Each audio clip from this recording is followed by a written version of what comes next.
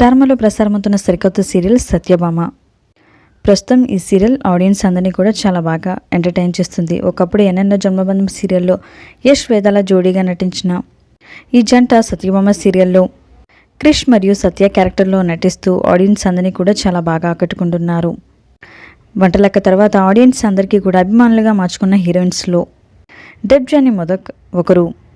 డెబ్జానీ మొదక్ అనే కన్నా వేద అంటే అందరూ ఇట్టే గుర్తుపట్టేస్తారు. ప్రస్తుతం సత్యగా అలరిస్తోంది డెబ్జానీ.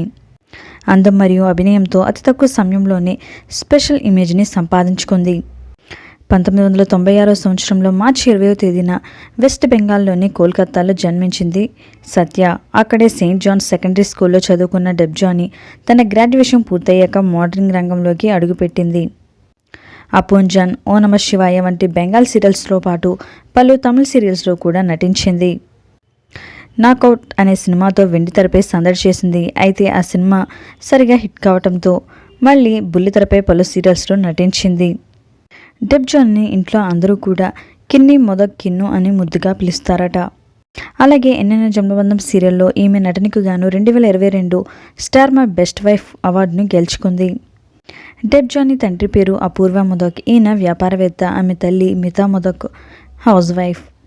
డెబ్జానీ మొదక్కి ఒక చెల్లెలు కూడా ఉన్నారు. ఆమె పేరు నందిని మొదక్.